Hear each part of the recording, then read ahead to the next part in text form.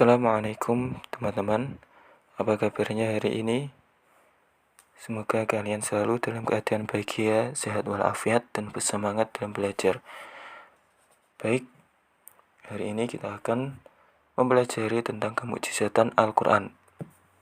Sebelum kita memulai pelajaran pada pagi hari ini, mari kita berdoa. Semoga pelajaran pada pagi hari ini diberi kelancaran dan dimudahkan dalam belajar, dihilangkan ngantuknya dan ditetapkan semangatnya. Ala hadinatis sholihah al-fatihah. Bismillahirrahmanirrahim. Alhamdulillahirabbil alamin arrahmanirrahim maliki yaumiddin. Iyyaka na'budu wa iyyaka nasta'in. Ihdinas siratal mustaqim. Siratal ladzina an'amta 'alaihim ghairil maghdubi 'alaihim waladdallin. Amin. Baik. Mukjizatan Al-Qur'an. Apa itu mukjizat?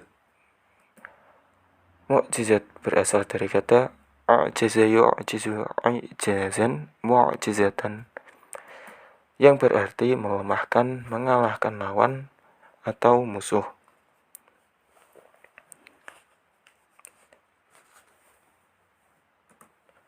Menurut Manaqatan, mukjizat ialah sesuatu yang menyalahi kebiasaan disertai dengan tantangan dan selamat dari perlawanan.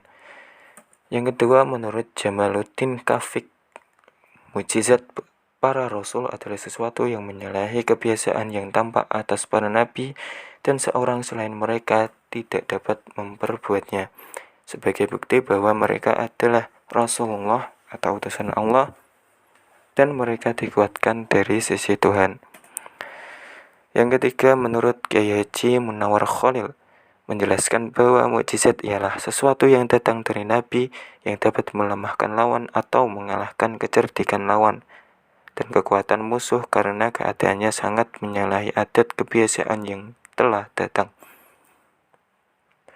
Yang selanjutnya yaitu Al-Quran adalah wahyu Allah. Dalil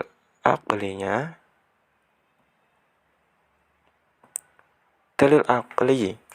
Perlu kalian ketahui, dalil akli adalah dalil yang dapat dinalar oleh akal pikiran.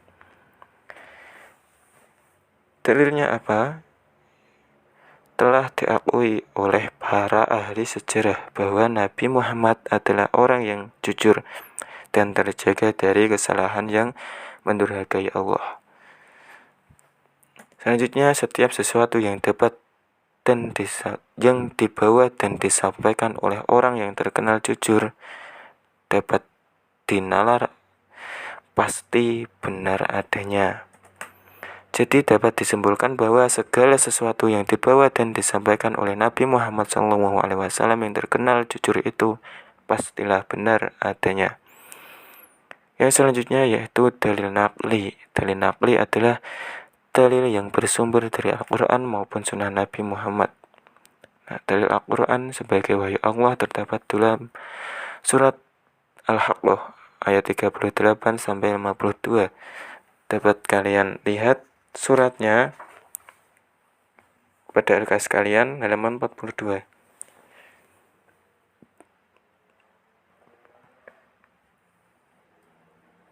فلا أقسم بما تبصرون وما لا تبصرون إنه لقول رسول كريم وما هو بقول شاعر قليلا ما تؤمنون ولا بقول كاهن قليلا ما تذكرون تنزيل من رب العالمين ولو تقول علينا بعض الأقاويل لأخذنا منه باليمين ثم لقطعنا منه الوتين فما منكم من أحد عنه حاجزين وإنه لتذكرة للمتقين وإنا لنعلم أن منكم مكذبين وإنه لحسرة على الكافرين وإنه لحق اليقين فسبح باسم ربك العظيم. Artinya,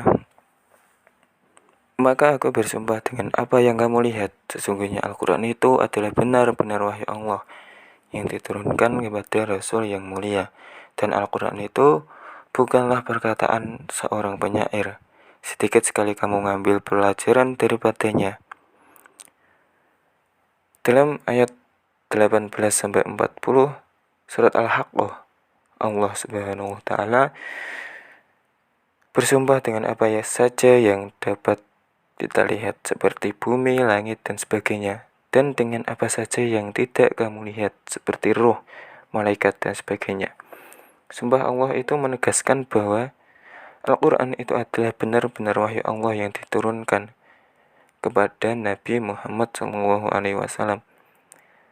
Nah, Al-Quran ini bukan buatan Muhammad, Nabi kita.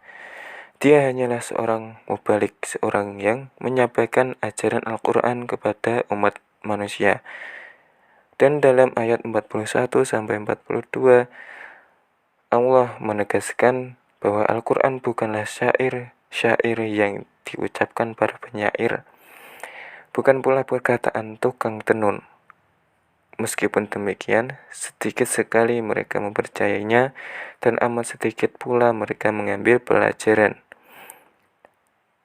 Yang selanjutnya dalam ayat 43, yang artinya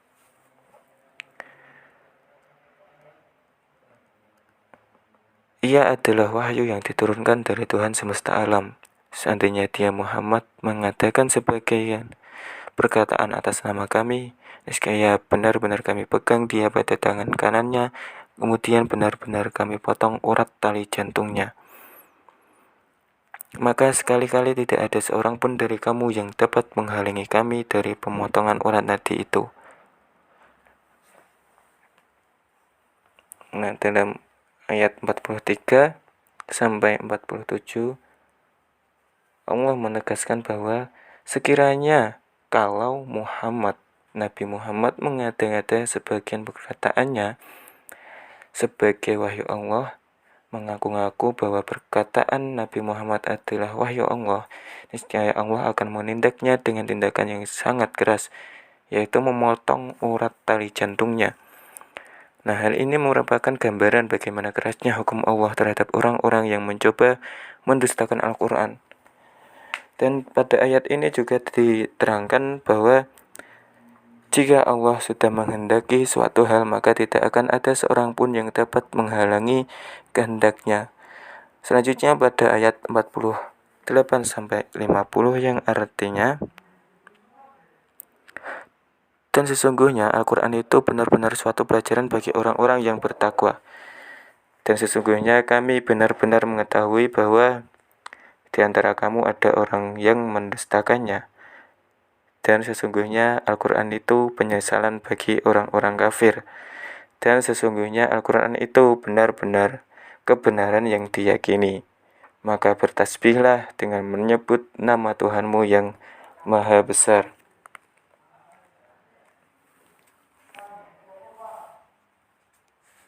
Dalam ayat ini dijelaskan bahwa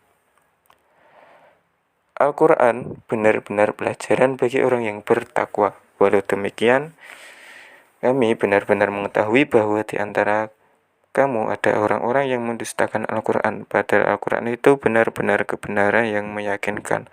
Sehingga kelak di akhirat Al-Quran benar-benar akan menjadi penyesalan bagi orang-orang kafir, karena mereka tidak mau meyakini bahwa Al-Quran adalah benar-benar wahyu dari Allah.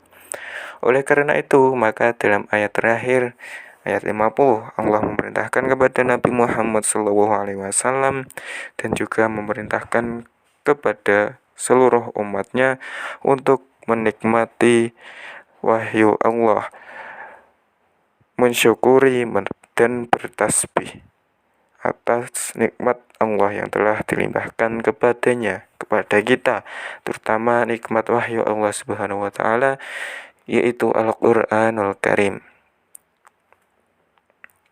Sekian yang dapat saya sampaikan.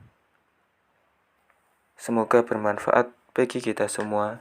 Tetap jaga kesehatan, patuhi protokol kesehatan, dan tetap semangat dalam belajar, walau dalam kondisi pandemi seperti sekarang. Kurang lebihnya saya minta maaf. Wassalamualaikum warahmatullahi wabarakatuh.